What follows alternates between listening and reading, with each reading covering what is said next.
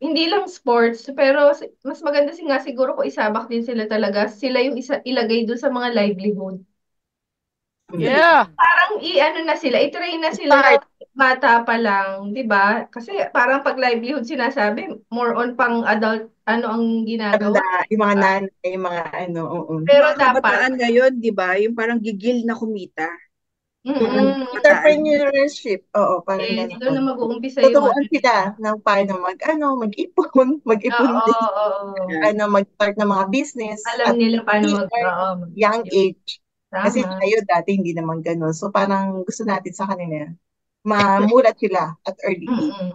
Ano, ngayon naman sa mga senior, parang magkaroon sila ng senior lunch. Kasi dito nakikita ko sa Singapore, meron silang senior citizens corner. Meron silang kada ano, sa mga Nice. HDB, meron silang kung ano dun eh, isang upuan doon, tapos meron silang mini garden, parang meron silang ginagawa. Tapos na may mga exercise sila, every weekend, ganyan. So parang magkaroon ng gano'n sa atin, maging aware at saka active din yung mga senior sa atin. Mm. Kasi sa atin, di ba, parang sa bahay lang sila. So dito, active yung mga senior. So parang meron din silang pinagkakabalahan. Dagdagan ko, Grace, yung sa'yo, di ba, yung peace and order na sasabi mo. Parang gusto kong Mm. buhayin yung Citizen Watch. Kasi ang Citizen Watch natin Mm. is tanod lang eh. So bakit hindi Oo. Yeah. lahat? Hindi lahat magbantay. So, Mm. Yes. di ba, total lahat tayo mga chismosa eh. Di, Mm. nyo yan para bantayan yung, kahit yung community nyo na lang. Kapit ka Mm. bahay dyan. Maging concern ba? Di ba? Correct. So, So, yun parang concerned feeling ko, citizen. dapat, hindi ko alam kung anong program ang gagawin nila for the Citizen Watch. But yun ang sana gusto ko. Actually, doon ko yan, lag kong iisip yan before. Sana may power ako para pagalitan ko to. Kasi Mm. nagtatapon siya eh. Yung ganon, nakita ko nagtapon ng balat ng basura. Sana meron akong power Yeah. para sabihin ko sa kanya na hindi tama yung ginagawa. Anong pangalan mo? Alam mo yun, Mm. sana may power akong Yeah, ganon. para maka-call out. Oh. Yeah. Dito meron no, yung stump na tawag nila. Basta meron sila ano, Ano? tignan na kinukuha nila na video or ano, tapos ina-upload nila. So parang may papahiya ka ngayon. Yun lang ang problema sa atin kasi biglang papasok ang data privacy. Kasi meron Oo. tayong law. May Oo. Data Privacy Act. So doon naman, Oo. kumbaga alam mo yung mga law natin, sa dami natin ng batas, nagkakaganon-ganunan eh. Okay sana yun eh. Okay sana yun. So hindi ko lang alam. Siguro baka Ang meron silang problema, baguhin. pag ginanon natin yan sa Pilipinas, baka bukas, dead ka na. Isa pa yun. Isa pa yun. Kasi hindi mo Oo. alam eh. Di ba? Hindi mo alam kung sino yung, naku, wag na. Ang sa atin kasi laging ganyan. Wag na. Mm. Di ba katulad ng ginawa ko? Di ba gusto kong bahabulin yung nagtapon? Gusto kong O, hindi. habulin, pero sabi, wag na, baka mapaaway pa tayo dito. Yun lagi, Mm. lagi kang may fear. Pero Wala sana, nangyayari. oo, Hindi sana madidinig. merong gano'n na program for us, for citizens na magkaroon ng power na i-call out Mm. kung meron silang nakita na hindi okay. Maganda. Oo, sana may gano'n. Tapos yung isa, yung sabi mo kanina, 'di ba, yung mga vaccine meron naman. Kasi may mga ongoing naman yon, yung polio vaccine, yung mga Hep B, yung katulad ng mga bakuna ng Dati. bata, yung mga baby na yung normal na kailangan nila. Meron naman kasi like si Isabella, may option naman siya na sa barangay. Mm. Pero ang problema kasi doon, meron pero yung access ang mahirap. So wala, kami Mm. nagbayad na lang kami. Pumunta na kami Mm. clinic, private, ganyan. Kasi, kumaga, convenience. Mm. Ang hirap i-access eh. Meron sa barangay, pero ang hirap i-access. Kailan meron? Kailan nandyan? Yun nga. Yun, so, Okay nga, kung meron kayong pera, paano yung mga wala, di ba? exactly. Kami okay. Kasi kahit papano, di ba, meron kaming ilalabas sa vaccine Mm. ng anak ko.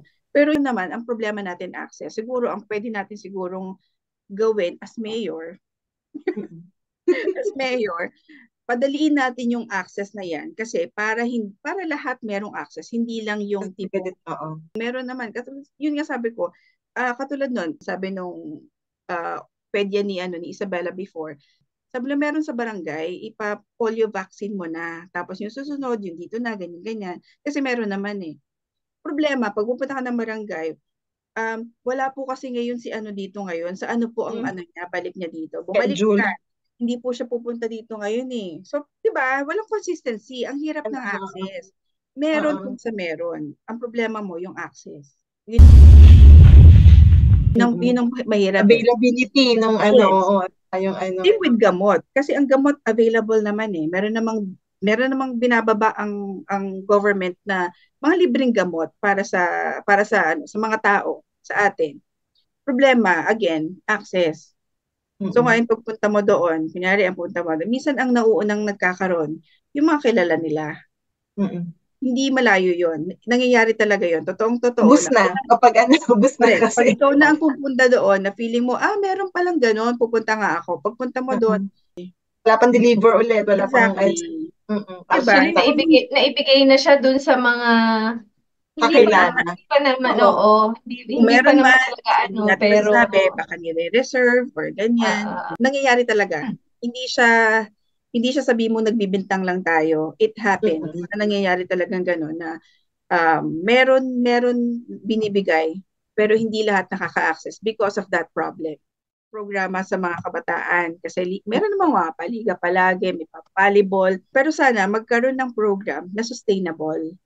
Na hindi lang yung tuwing summer lang meron paliga. Oo, kasi sabi nila magpapaliga ako kasi para maalis ko yung mailayo ko sa bisyo yung anak ko, magpapaliga, isasama ko sa basketball kasi parang mag-basketball yan. Pero summer, paano yung after and before? Before and after, paano? Sana magkaroon ng sustainable. So, ang isa dyan, again, nakita ko na naman. So, thank you Philippine Red Cross at nakikita ko tong ganito. So ginagawa namin, kumukuha kami ng volunteer, tine-train namin.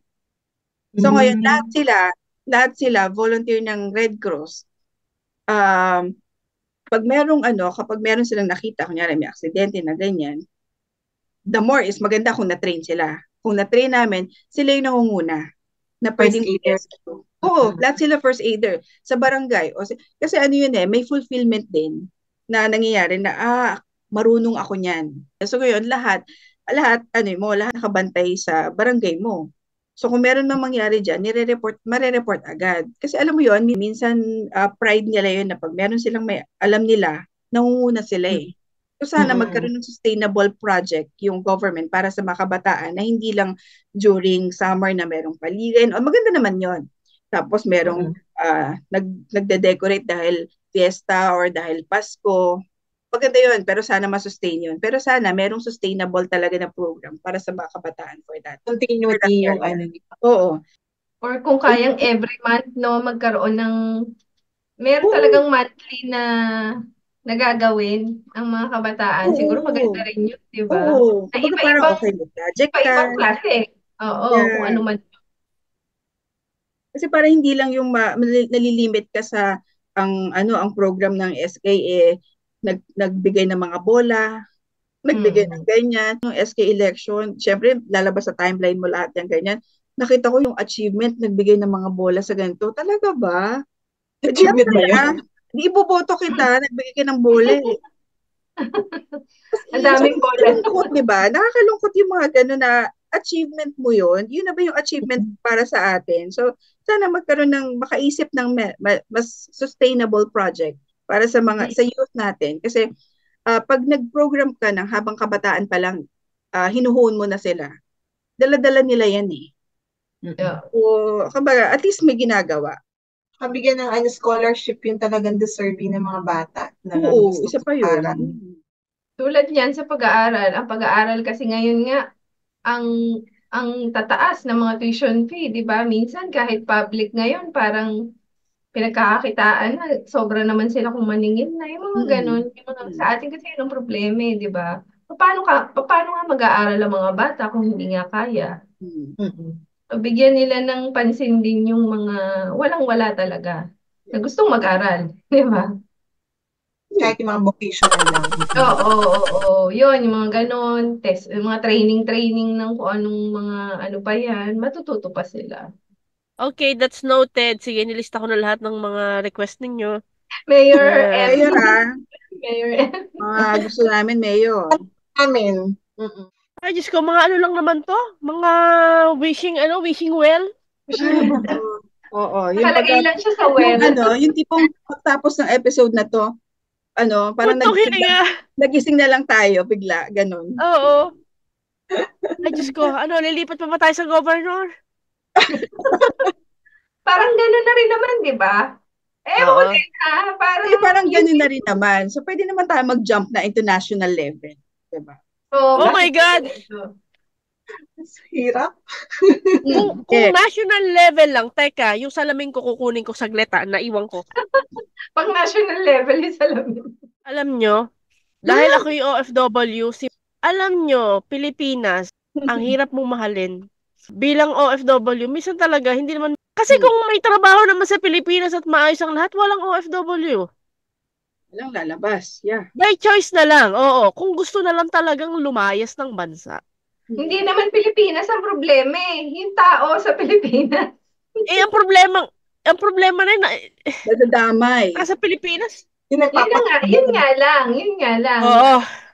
Pero, di ba, tao lang talaga ang, So, diyan ko umpisahan kung ako, presidente. Puta. Nakakatakot to. Utang na loob. Ang una-una talaga, utang na loob. Puta. Pag ako kumandidato, oh my God. Hindi, ito Kaya na mo lang. ba? Kaya. Hindi kasi parang nachochoke ako kasi syempre yung responsibilidad ng presidente. Pero kasi ang hinihiling lang naman natin, yung iparamdam, ano ba yung immediate na kailangan ng tao. Bigas, ilang beses na yan, ipinakausap, ibaba ninyo. Bakit kailangan yung umangkat at kalabanin yung mga naandito? Yung mga nagtatanim, matatanda na. Hindi nyo tulungan. Tutulungan, hindi nyo naman tuturuan. Bibigyan ng patubig, hindi naman continuous. Bibigyan ng tulong, pero saan nyo dadalhin yung kanilang itininda? Ilalaban nyo sa mga inimport. Diba? So, ibig ko sabihin, unang-una na, pagkain, agrikultura, napaka-vast ng ating agriculture kung i-utilize. Napakaganda ng bansa na andito sa atin ang ulan at araw na kailangan ng mga pananim. Exactly. Diba? At utang na loob, i-regulate yun. Aba, hindi naman lahat ng area kailangan mong gawa ng kamelya. Hindi naman lahat ay gusto ng bahay na ganyan. Ibig sabihin, lilimitahan ang industrialisasyon. Depende sa lugar. Diba? Aanin mo ang bahay kung wala ka namang bigas. Hanap buhay. Yung marimar. Anyway, pangalawa, yung traffic. Bakit ba nagta-traffic? Alam naman na nila ang gagawin, yung mga hanap buhay, dalhin nyo sa mga probinsya, yung mga call center, diba? Lahat ng pabrika, yung pabrika ng ganito. Kasi ang Pilipinas. Oo nga na, ibig sabihin, bakit yung mga ibang nasa probinsya, dayo pa rin ang dayo doon sa Maynila? Kasi feeling nila, ang Maynila, doon sila makakaahon. What if dalhin mo yung negosyo, yung call center, yung hanap buhay doon sa lugar nila sa probinsya para hindi na luluwas? Ang sikip-sikip na. Tapos, what if may mga ospital na hindi naman kailangan ng ganito lang ang sahod, lalo ng mga nurses? Lalo ng mga doktor. Bakit mas gusto nilang mga ibang bansa? Alam nyo, lunok dignidad ang tawag namin dyan eh. Doktor ka sa Pilipinas, pagdating sa ibang bansa, caregiver ka. Correct. Diba? Profesora ka, teacher ka sa Pilipinas, pagdating dito sa UAE, DH ka, naglilinis ka ng banyo. Bakit? To think na tayo ang pinaka number 1 country na pinanggagalingan ng fluent sa English. Tayo lang ang nationality na sobrang, alam mo yun, pag sinabing Filipino, pulido ang magtrabaho. Kaya number 1 tayo na pinagkukunan ng mga ng labor eh. Bakit? Kasi nga, meron tayong katangian na sana kung na-utilize ng sarili nating bansa, hindi sana tayo nangingamuhan sa ibang bansa. Hindi sana kami yung pangarap lang namin umuwi. Nasa sariling bansa namin yan. Kung sana lang hindi minimal yung mga nakikinabang sa Pilipinas na ang pwede lang at may karapatan lang, it seems like ang may karapatan lang tumira dyan is politiko, artista, mga negosyante. Ang sumunod doon, middle class na. It's either pinapadalan ka ng OFW mong kamag-anak o OFW yung kamag-anak mo or OFW ka. Diba? So, kung ako presidente, babalik tayo, aayusin ko lahat, unang-una trabaho, ang agrikultura, ang pagdating sa transportasyon, aayusin natin 'yan. At saka yung red tape na 'yan, yung lahat ng korupsyon na 'yan, ewan ko. Siguro kahit ibuwis ko ng buhay ko sa lalim ng kabulukan ng sistema na yun, hindi ko na, pero I'll definitely try. Kumbaga parang mamatay na lang tayo na gumagawa ng tama kaysa mabuhay na alam natin ginagawa natin ay mali. Sana lang talaga magkaroon tayo ng Pilipinong presidente na talagang may malasakit, hindi dahil lang gusto ng pamilya niya, dahil gusto ng partido niya. Hindi. Diyos ko, Pia Marimar. Nakakalungkot. Hindi, totoo naman eh. Bakit kailangan namin mga ibang bansa? Magto 20 years na ako dito, hindi ako makauwi. Bakit? Takot akong mabaril dyan pag may away. Takot akong ma-hold up dyan. Diba? Nagtatrabaho ka pero ang sahod mo magkano? Hindi na eh, diba? Diba yung sinasabi nung ni Jose Rizal sa No Limit Angere? At least noon, ang umaaway sa atin, ang cancer ng lipunan, yung umaapi sa atin ibang lahi. Okay pa yun eh. Inaano tayo sa sarili nating bansa. Pero ngayon kasi, mismong kalahi natin ang tumatarantado sa lahi natin. Na ang naaapektuhan at mga alam mo yun, nagsasuffer, yung mga maliliit na Pilipino, nagugutom, napagsasamantalahan, ayan, ang yung ibang bayan, kahit ikamatay nila. Kahit magkasira-sira pamilya, ilang OFW nasira ang pamilya dahil nag-abroad yung isa. Iniiwan. Kung yan ba naman may hanap buhay sa Pilipinas? Kung yan ba naman may sapat na kinikita sa Pilipinas at hindi mahal ang bilihin, aalis pa ba kami? Dadagdag ang gigil mo. And sabi ko nga, 'di ba, nung unang-unang episode pa natin sinasabi ko naman, hindi naman kami aalis kasi okay naman kami before. Okay kami financially, okay kami sa lahat and all. But meron pa palang better environment. Nung dumating kami dito, meron pa palang mas okay. Oo. Siyempre, hindi mo naman i-deduct yung reality na talagang masarap naman sa Pilipinas. Kasi kahit ngayon, naglo-long kami na makauwi. 'Di ba? Makauwi, makabakasyon and all. Dahil maganda sa atin.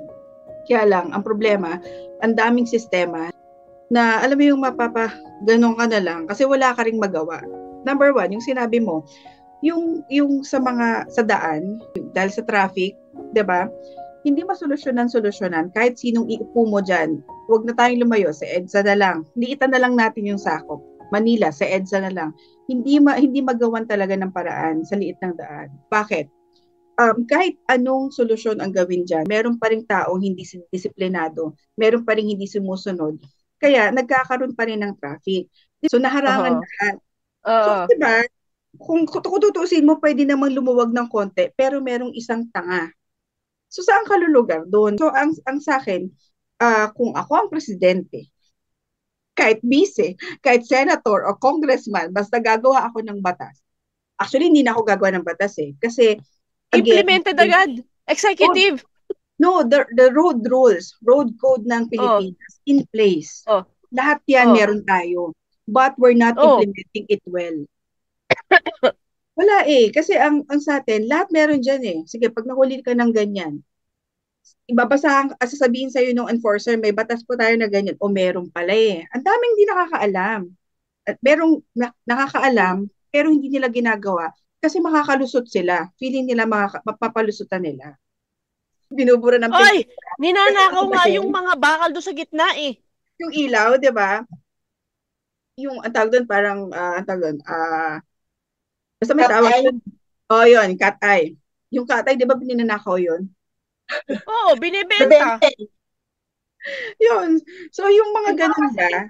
Yung implementation, di ba ini-implement? Nagkakaroon naman ng implementation, pero walang consistency. Hindi correct. So, Consistency. Tapos kaya ang tao, hindi disiplinado. Alam nila, kaya nila, no? Doon lang sa mga simpleng ganung bagay, nasisira na ang Pinoy eh. Di, talagang walang mangyayari. Kasi ganun paulit-ulit lang ginagawa ng mga Pilipino yung ganun, di ba? Yeah, di ba? Sinasabi, bakit ang Pinoy, pag nasa labas sa ibang bansa, sumusunod? Pero Mm-mm. bakit pagbalik naman sa Pilipinas, iba na naman? Why? Mm-mm. Kasi it's a matter of how you implement the rules.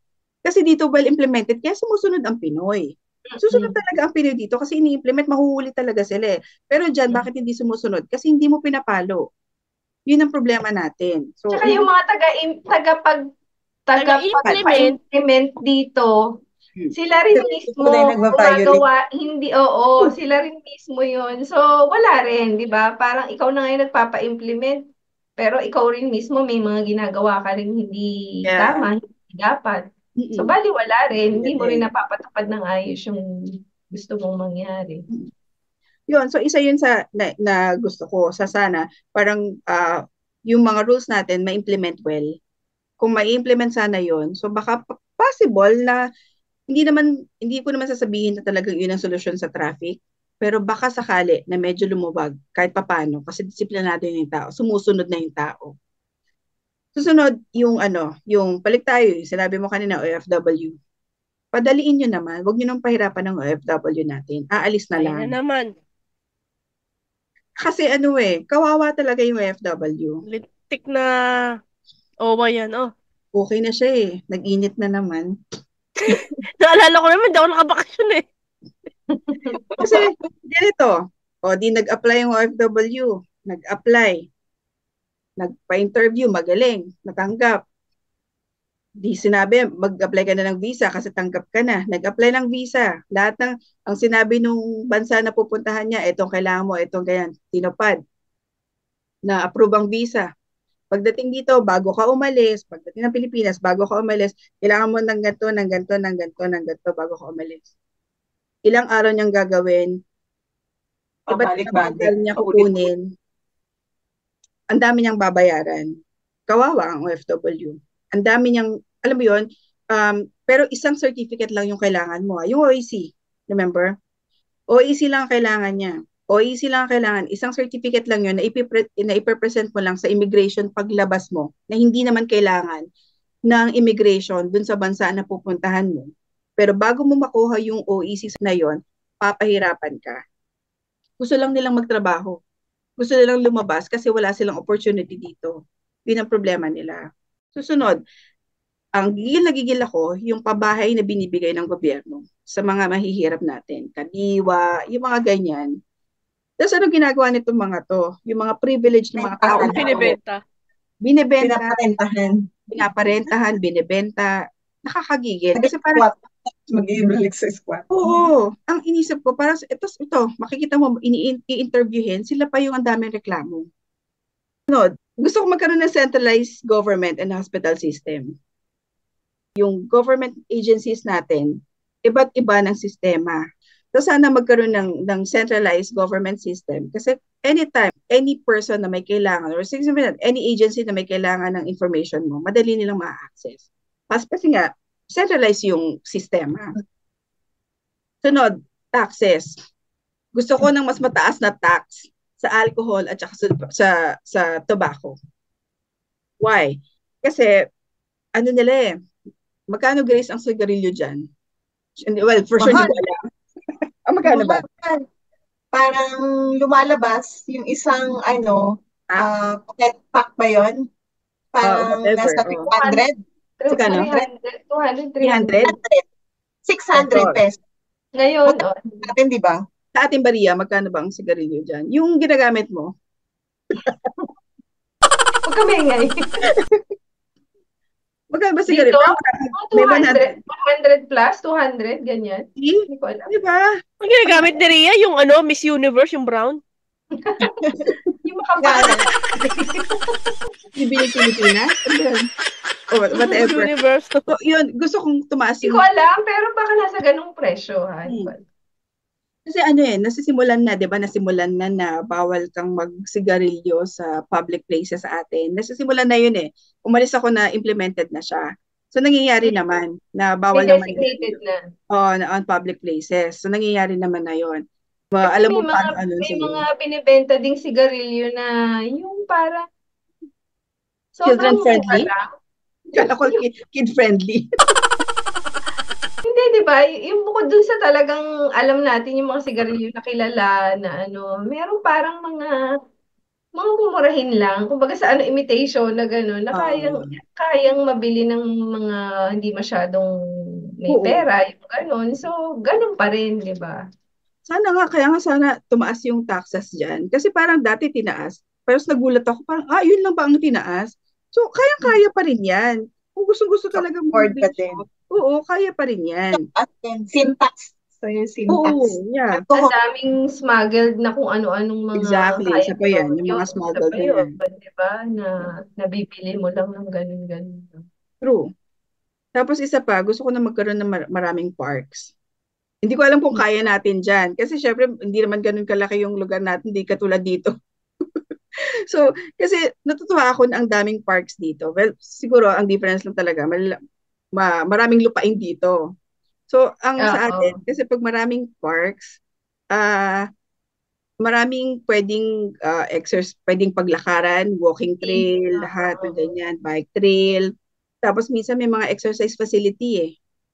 Merong mga, alam mo yun, mga hindi ko alam ano ba tawag doon. Basta may mga facility na for exercise. So, pwedeng, alam mo yun, kasi sabi ko, kasi ang mga park natin kasi sa atin, tinatambayan ng mga homeless lang. Ganun na nangyayari. Tinatambay ng homeless, pag alis, minsan nga hindi tinatambayan tinitirahan na. So, sana magkaroon tayo ng park ba? Kahit na sa, alam mo yun, municipal level lang, magkaroon ng mga park na at least accessible, na talagang gagawin as park siya. Yung ganun. Next, athlete. Marami pa. Kasi kawawa yung kawawa kasi yung mga national athlete natin. Kasi kawawa sila. Ikaw lang ako i-edit yan. Alam mo, unang naano ko yan, yung Paul, ano ba yun? Ang tawag doon? Si Obina. Sino yun? Paul Volter. Olympian. Olympian. Olympian ba siya? Ayun. Ano pala, syempre, ititrain mo dito. May training man, may ganyan, may allowance and all. Pero syempre, yung minsan mga reimbursement nila, pahirapan pa pala. Minsan pahirapan, yung train nila, pahirapan. Alam naman, dilema naman talaga ng national athlete natin yan eh. Kawawa talaga. Ang dami nating magagaling ng mga athletes, pero hindi nabibigyan ng tamang training because of that. Parenew ka ng registration. Bara-bara. Bara-bara, even yung mga stencil. Magpapakita mo Hanggang lang 10 years lang yung mga sasakyan. Correct. After nun, scrap na. Hindi na pwedeng gamitin. Okay, I mean, okay lang. Kahit nasabi mo more than 10 years pa yan. Pero kung chine-check nila talaga yung kung mapapatakbo talaga or fit pa yan para biyahe, okay lang. Basta kasi meron ditong rule na kunyari, hindi ko alam, pero sabihin natin kunyari, kung more than 20 years na yung sasakyan mo, dapat ipapacheck mo dyan every 6 months. Sabihin natin 5 years pa lang yung sasakyan mo, at least 1 year ipacheck mo. Yung mga ganon. So, sana may ganun sa atin na hindi yung bara-bara rin ang pagpaparegister ng sasakyan natin. Yung ganon. Mama Grace, ko ikaw ang presidente. Ano ang gagawin mo? Madam. Ang aking unang plataforma, trabaho. Yes. Trabaho for everybody. At sa ating mga ano. Kasi, sabi natin nga, di ba, parang tayo mayaman tayo sa mga natural resources. At the same time, ang isa sa mga ating ano is yung labor. Yeah. Parang lahat ng ano at all age, parang kasi katulad ng ibang bansa ang problema nila labor. Kasi aging na yung mga tao nila. Tayo, siguro yung advantage na marami tayong populasyon. Pero hindi yung ano natin, yung aging natin. Andun yung ano power. So, but ang problema sa atin is walang trabaho na maganda at nag-create ng trabaho sa Pilipinas. Unang-una kasi, yun nga, ang hirap mag-invest sa atin kasi yung processing ng pagkakaroon ng ano is hirap. And then, nadagdagan pa ng corruption. Hindi sila makapag-invest sa atin unless mag-buy or mag-ano. So, how we can create a job kung wala mag-i-invest sa atin sa Pilipinas? Correct. So, siguro, yun nga, una, baguhin yung proseso. Although, yun nga, marami tayong mga batas, pero minsan, updated na or hindi nga na-implement or hindi aware yung iba. Awareness also, hindi rin aware yung mga ibang tao sa ating batas. So, mahirap siya implement kung hindi aware mga tao. Paano susunod?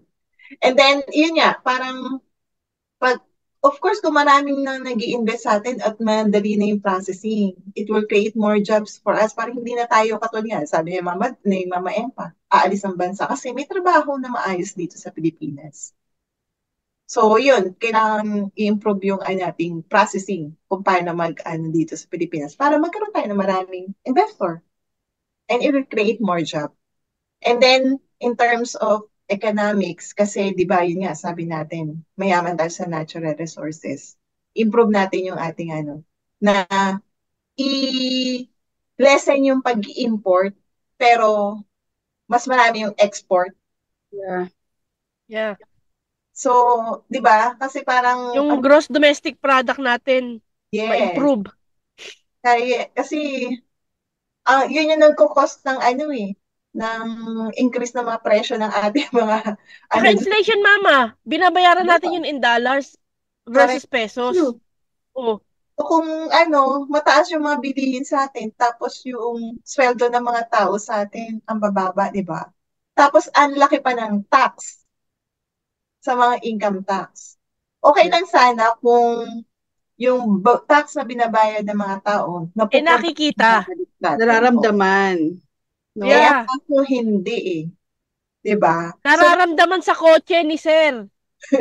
Lalo na kabit ni Sir. Yung mga tao natin na kahit anong pagsisikap or yung maliliit na mga tao lalo naghihirap. Kasi nga, sila yung pinaka-affected dahil sa taas ng tax sa taas ng bilihin. Pero yung mga middleman at mga sila yung nakikinabang. So parang walang equity dun sa ating mga maliliit na tao. So kawawa. Nakakawa yung mga natin sa Pilipinas. Gusto mo mang-i-implement parang panghihinaan ka ng loob kasi nga yung mga paano, saan mo umpisahan at kasi nga di ba? Iniisip mo pa lang, hindi mo na kaya. Kaya nga gusto mong baguhin or pero saan at paano ka mag-uumpisa? Kasi sa ngayon lahat yon ginagawa na, lahat sila corrupt na. Oo. So, wala mangyayari dito. Tapos parang nagiging chain na lang, yung paulit-ulit na lang nilang ginagawa. Imbis na baguhin, sumusunod na lang sila sa agos ng kung ano yung ginagawa dati. Yun na yung nakagawian. Na imbis na i-improve nga at gandahan yung dapat ayusin, yung mga ganun. Hindi. So, naalala nyo sabi ni Jonathan? Yung mga mas professional. Madami rin Hindi, ibig sabihin, yung talagang gumagawa ng tama. Kumbaga sila yung na parang, yung mas dedicated, hindi sila yung nabibigyan kasi kapag sineryoso mo at naging passionate ka sa trabaho mo, madededs ka sa stress. Kaya yung ginagawa ng iba, para lang manatili doon sa posisyon, kung ano na lang yung diskartihan na lang. Para lang magstay. Kasi kung hindi, patay ka Diba? So kung ganun pala ang nangyayari in all industry, ay talagang walang patutunguhan ng Pilipinas. Papunta talaga tayo ng na mindset, no? Ng Yeah, papunta talaga tayo ng kangkungan. Kung mananatili na walang malasakit sa lahat na kung ginagawa naman ng lahat sige na yan. Okay na yan. Oo. Yun na yung Oo. Masakit sa ulo yan. Oo nga. Pero kasi hindi tayo pwedeng mapagod at kasi may mga anak tayong susunod na mamumuhay sa bansang yan. Yes. So, kailangan nating kumilos. Kikilos tayo sa kung ano yung kakayahan natin, ha? Kasi minsan kahit kilos mo, ikaw pa yung parang mali. Ikaw pa yung parang pagdidiskitahan o pagdududahan ng hindi baliktad di ba? Imbis na gumagawa ka lang naman na gusto mo lang naman maayos yung nasa paligid mo o yung mga kung ano man gusto mong babago, ikaw pa rin ang dating mo, kontrabida ka pa. Opposition ka ikaw yung magiging aktivista ka. Ano ka ng lipunan kasi hindi ka nakikaayon sa Kaya masama. Pero may mga magagawa ka namang part, pero nga hindi mo kakayanin na alam mo yun. Sobrang palawakin. Mga maliliit na bagay kaya mong magawa. Ay, Trabaho naman talaga unang-una, 'di ba? Para makakain lahat ng tao. Kumbaga makapamuhay ng ayos. Tapos ako, maganda rin siguro bawasan na yung populasyon. Hindi naman bawasan yung populasyon. Paano? Pagbabarilin natin. Pag may nanganganak. Hindi, totoo. Yay, Nay. Ginagawa din Totoo yung yan. ginagawa Totoo din yan, Nay. yung limit lang. Oo. Ayun, hindi ko O, alam tingnan mo. kasi wala akong masyadong idea. Totoo yan. Masyado na tayong overpopulated. Dapat ang may Oo, karapatan siguro lang mag-anak, yung may bawasan. hanap buhay. Paano ba yun? Hindi bawasan, parang limitahan Yes. Oo. bawat pamilya, ganun ba? Oo. Di ba sa China ba? Sa China yata may limit na sila. Ah, Hanggang 2 anak ka na lang. Siguro, na-increase alam mo, na. maganda rin sigurong umpisahan sa ganun. Kasi para Oo. kaya ng gobyerno na i-accommodate lahat ng pangangailangan ng mga tao. Oo, pag Ah, sumobra ka na, kunin mo yung bata. Hindi mo makakasama. may ganun. Siguro isa yun Oo. magkaroon din tayo ng ganung implementasyon na Totoo, pagdating Nay. sa populasyon. Di Populasyon. ba every seconds may ipinanganganak na bata sa mundo? Yes, oo. Oh. pero depende rin sa country. Kasi kung okay naman yung country, okay na mag-anak na mag-anak. Hindi Kasi, nga kasi tayo okay, Nay eh. ayun sa Pilipinas, hindi nga. Tulad nga sa atin, hindi nga kaya ng Pilipinas, di ba? Sobra-sobra na yung mga tao sa Pilipinas. Oo. So, Oo. hindi talaga siya Parang, applicable. Pero isa rin din sa resources natin. Kasi katulad ng ibang bansa, pag wala na silang kasi tulad dito, wala alam mo, namang tao. Oo. Yung sa New Zealand, kaya sila nagpapaano ng immigrant, di ba? Dahil mas marami tupa. Lang naman sa tao. Kasi silang kung tao tamang tao lang. future. Tao, parang love Silang tao in the future. So, walang labor of sila. Kailangan din nila ng populasyon. Pero Yeah. sa Pilipinas, hindi siya applicable. Oo. Since gano'n na nga tayo, overpopulated na, pwede sigurong magkaroon tayo ng gano'n. Baka sakaling Yeah. din yun. Tapos, Birth control. oo. Yun nga, more of talaga, agricultural. Kasi wala na dito sa atin eh. Parang Yeah. paubos na. Di ba na Nakaka, nakakatuwa pag nakakakita tayo ng mga pilapil pa? Pag may oo. nadadaanan tayo. Iba pa rin Sobrang joy sa yung mata. Oo, iba pa rin yung kung makikita mo talaga kaya sobrang traffic, di na siya healthy yung hangin. Kasi wala Yeah. nang puno, wala nang kukunti na yung Oh, mga halaman, di ba? Yung mga yes. palayan, yung mga kung ano-anong mga ano. Kasi hindi rin ganun kaganda yung program ng government pagdating sa mga farmers. Kaya yung mga Yeah. farmers, wala eh. Kung meron silang pwedeng ibang gawin, yun na lang gagawin nila eh. So Ang simulan natitira natin sa tuloy, yung magpapatupad ng walang tama choice. simulan natin sa magpapatupad ng tama sa pagdating sa agriculture, 'di ba? Kung sino talaga yung tamang tao na kayang i-implement lahat ng mga magagandang pwede niyang gawin para matulungan lahat ng mga magsasaka, ng mga Tama. nagnenegosyo o naghahanap buhay, 'di ba? Lalo na sa mga ganyan, yung mga farm, mga poultry, mga kung ano-anong mga ano Yeah. na yan. Kasi doon pa lang, pagkain na nga yun ng tao eh. Yeah. Doon na nga tayo lahat nabubuhay eh, 'di ba? Sa mga nakukuha nating mga pagkain na inaani. Mm. Doon pa lang, ang laking bagay na.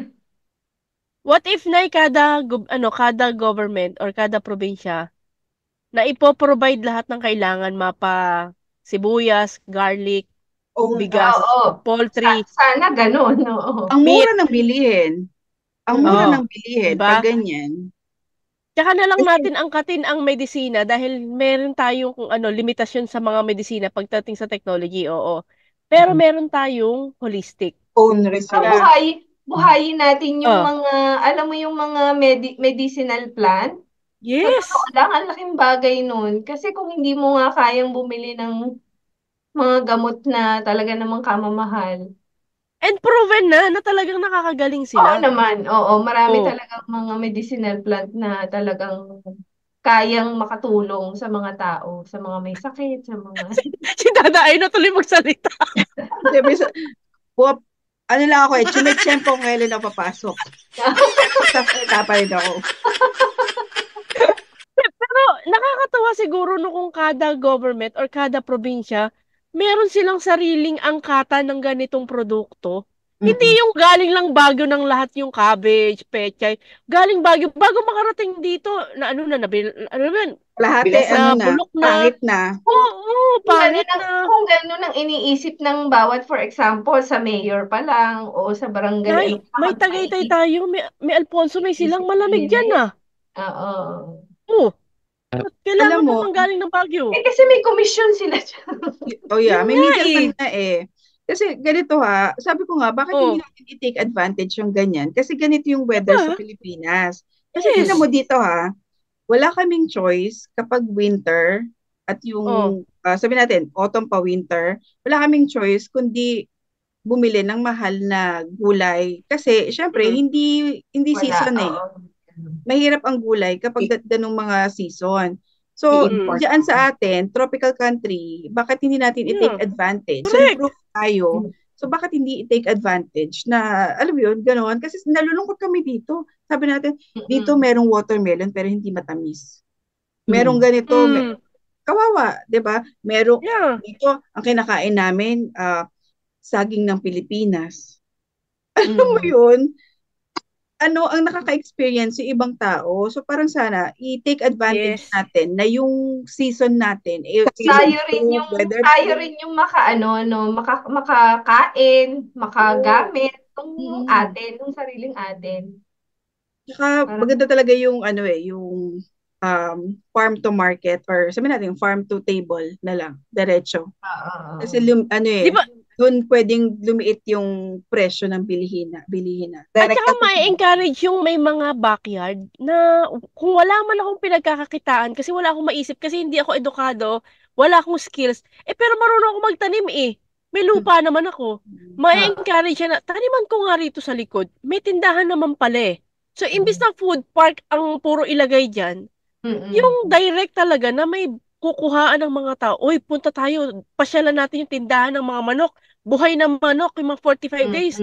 Ikaw na bahala magkatay. O, tindahan doon ng mga baboy, bagong katay yun. Wala nang dadaan ng middleman. Correct. Di ba? Mahaba pa yan.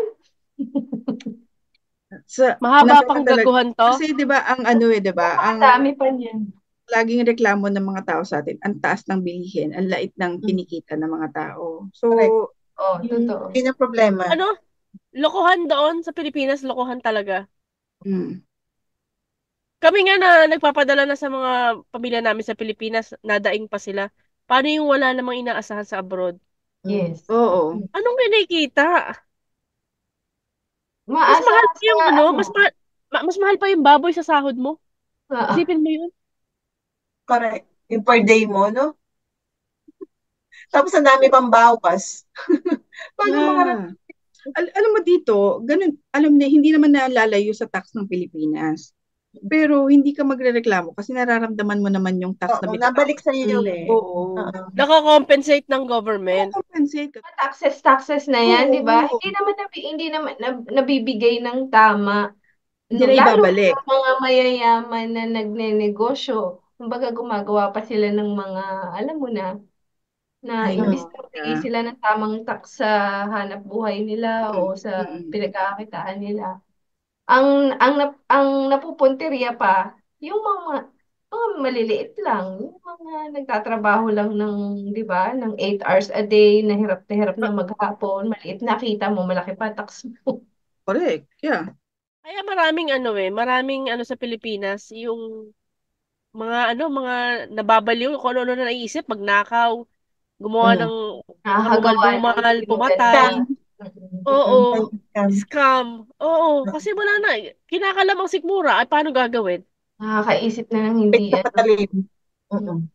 Kaya nga, mas nakakatakot. Hinagdag ko lang din, yung isa pa gusto ko yung katulad sinabi nila, magkaroon ng unified ID. Isang ID lang, kada tao. Para may access sa lahat ng Kasi hindi pa may ID naman na. Kaya lang, bakit hindi pa na i-distribute? Ayun nga. Kasi, yung kay Jan, kakadating lang, nandito na kami. Pero kailan niya pa inano yun? In-apply niya. Apply. Kasi dito, kasi every year meron silang national budget. Kapag maganda ang may balik sila directly sa bank account. Kasi lahat yung ID, each person, merong corresponding bank account. So, kay mayaman ka, mahirap, ilan anak mo, Exactly. mo kayo. Wala siyang requirements na, ay, may anak ka sa abroad, hindi ka makakakuha. Oo, di ba? May ganun sa barangay. Nung tayo na may ayuda. Merong, tinatanong ako, anong trabaho ko, magkano sweldo ko. Sabi ko, bakit ilalagay dyan? Tapos yung form ng barangay, form lang nila. Sabi ko, bakit i-disclose ang sweldo ko dyan? Para saan? Kasi hindi ko nila. Oo, dahil sa, ay naku, bakit? Condition. Bago ka makarating. Huwag niyo nang kunin. Pero dito, wala ka talagang aasahan kasi nasa bulsa na ng mga... Tulad kasi dito meron silang yung national budget, may announcement. Tapos ipapublish na talaga, each household or each person will receive this amount. Tapos meron silang, kung kailan mo marireceive between period to.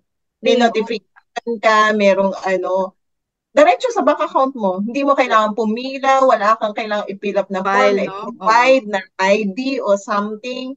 Sa atin, di ba, pupunta ka doon sa mga, file mo madaling araw, pipila ka na. Yes. I-apply mo. Yung mga iba't ibang department natin ng, kunwari, pagkuha ng passport, pagkuha ng mga, na yan, pagkuha lisensya, pagkuha ng kung ano-ano man yung mga ganyan. Doon pa lang hindi na talaga tayo papasa, di ba? Kasi wala. sira tayo sa sistema natin. Hindi natin maayos-ayos yung natin pagdating sa mga ganun.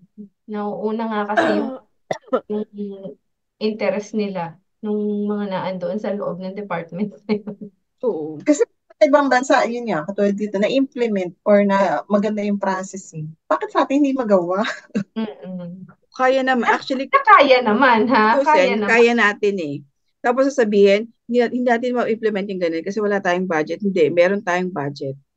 Ang laki ng budget natin, pero hindi nagagawa. Dami. Hindi nagagamit ng tama dun sa Na yung kahit yung online processing lang din, pwede na. Hindi na yung pupunta ka physically doon sa mga department. Pagdating mo naman doon, parang kulang ka ng gantong requirements or babalikan ka na naman. Tapos antayin ka. Di ba alam mo yung ginagawa na lang meme? Nakukuha ka ng kailangan mo ng valid ID, pero hahanapan ka ng valid ID para makakuha ng valid ID. Yeah. Nakita ko yun. Tama naman talaga. Kasi parang, okay, kailangan ko ng valid ID, pero hahanapan ka ng valid ID. Yung parang, ang requirements din. Mag-isip ka tama lang. Oo. Diba? Pero kung yung may one system tayo na access na lahat, mapabangko pa yan. Yeah. Kung saan department ka. Lahat ng information kasi doon lang Oo. Siguro yung sa government at sa mga bangko. Isa lang. Alam na agad na ikaw yon, alam na ganito, ikaw na information nandoon. Di ba? Sa atin, di ba parang ngayon yata, nakikita ko, nakaprint lang. Ay, papel lang. Papel lang. Tapos pahirapan pa kung kailan mo makukuha. Sabi ko 10,000 years yata bago mo makukuha. Sabi ko dito, sana ganito. Sana ganito. Yung parang, hindi mo sasabihin na dahil konti yung tao dito eh. It's a matter of how you implement the system well. Ganon. Hindi yun sa number of people eh. Parang lagi, baka kasi konti lang naman kasi dyan. Well, sabihin natin, sige, konti. Kaya lang, kita mo streamline lahat ng ang sistema dito, which is kayang gawin ng Pilipinas kasi nasa atin din yung magagaling na mga IT people. Diba? Nasa atin yan eh. So, anong hirap? Anong hirap doon? Yung mga sistema tayo, grabe naman. Nakita mo yung mo dyan? Hero lang? Parang magic lang. So, sa lahat nakapag-presidente na ba lahat? So, naging presidente na tayo na. Alam nyo, sa totoo lang, kaming apat, ilan lang to sa mga hinaing namin. Bilang iba-iba yung aming mga pinanggalingan, ha? Pero ang suma total, kung kami talaga ang maglilingkod, kasi hodang barangay Tanod yan, barangay SK yan, alam nyo, ang unahin talaga is malasakit. Hindi naman sa pagiging self-righteous.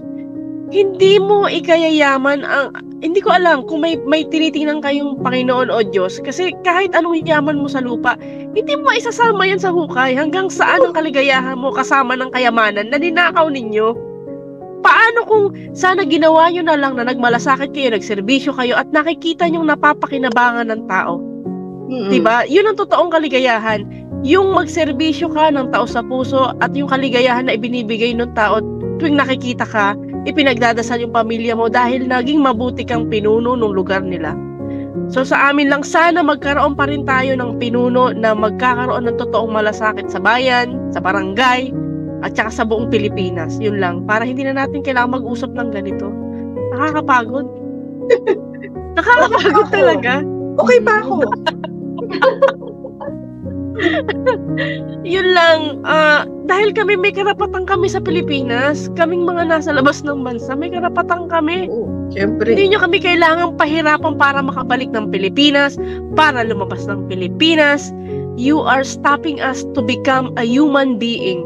So yun lang, sana lang talaga magkaroon ng presidente, mayor, governor, lahat yung may puso talaga para sa tao, para sa Pilipino, at para doon sa kapakanan talaga ng bayan. Para lumabas man ng bansa ang Pilipino, hindi dahil para magtrabaho, kundi para mamasyal at mag-imbita ng mga bibisita sa Pilipinas. Yun lang. Yeah. Hindi natin kailangan magtakutan, magpatayan sa Pilipinas dahil lang sa sariling pang-interes. So, ito ang Lilac Podcast, Lilac Lounge episode number 14. Sorry. 14. Ewan kung maabutin tayo ng 15. Nagsasabi natin. Taga Bukidnon po ako, ha? Wala yung lugar, Bukidnon po ako. Naman, Cebu naman talaga ako. Okay. So, mga kapatid, salamat again sa inyong time, sa mga nanonood, at salamat ulit sa mga nadagdag sa aming followers sa Facebook, sa TikTok, sa YouTube, at saka sa Instagram. Available na rin kami. So again, good night. Maraming salamat for staying. And again, God bless us all. God bless the Philippines. Good night. Bye-bye.